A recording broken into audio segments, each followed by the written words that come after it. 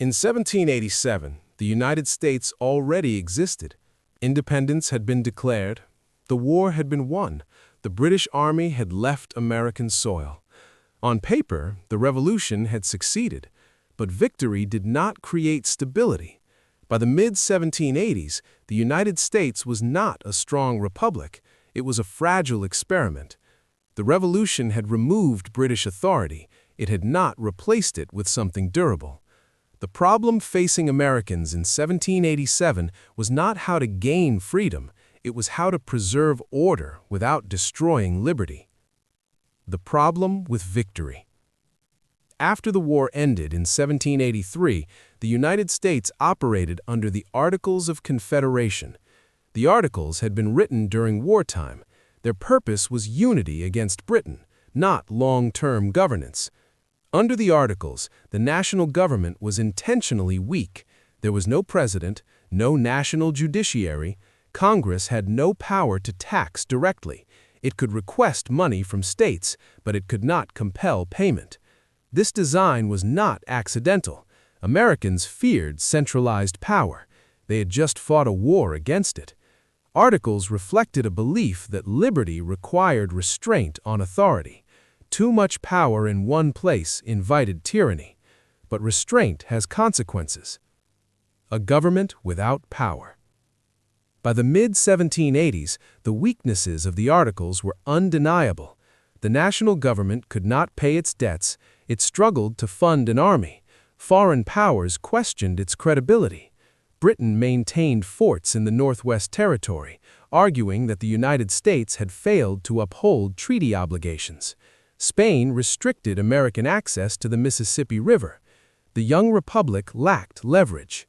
Internally, economic instability deepened frustration. States issued their own currencies, inflation spread. Trade barriers emerged between states. Instead of unity, competition dominated. The revolution had created independence from Britain. It had not created cohesion among the states. Shays Rebellion, a warning sign. In 1786, unrest in Massachusetts forced national leaders to confront a frightening possibility. Farmers, burdened by debt and high taxes, began organizing resistance. Courts were shut down, militias were mobilized. This event became known as Shays Rebellion. It was not a revolution against the United States, it was a protest against state economic policies. But to many observers, it revealed something deeper. If the national government could not maintain order, what had the revolution achieved? George Washington, who had retired from public life, watched carefully. He worried that the nation might dissolve into chaos. Others feared foreign intervention. The lesson many leaders drew was clear. Liberty without structure was unstable. Calling for a convention. In 1787, delegates from 12 states gathered in Philadelphia.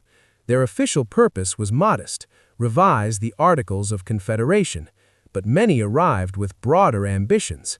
They believed reform was insufficient. The system required replacement. The meeting would later be known as the Constitutional Convention. It took place in secrecy. Windows were closed despite the summer heat. Guards stood outside. This secrecy was deliberate. Delegates wanted freedom to debate without public pressure. They also feared backlash if radical changes were proposed. At the center of the convention stood George Washington, chosen unanimously to preside. His presence lent legitimacy, but legitimacy did not guarantee agreement. The core dilemma. The central issue of 1787 was not whether government was necessary. That question had already been answered. The question was how powerful it should be. Too weak and the nation would fragment. Too strong and it would betray the revolution's ideals. Delegates faced competing fears. Fear of disorder, fear of tyranny, fear of majority rule, fear of minority domination. There was no simple formula. Some favored strong centralized authority. Others defended state sovereignty.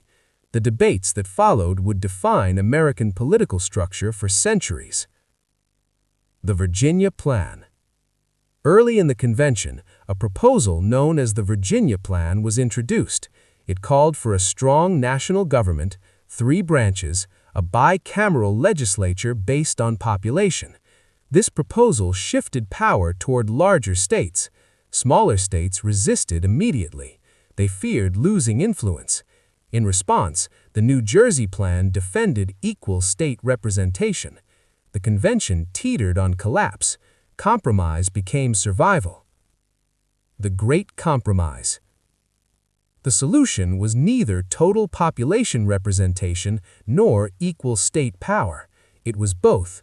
In what became known as the Connecticut Compromise, the House of Representatives would be based on population.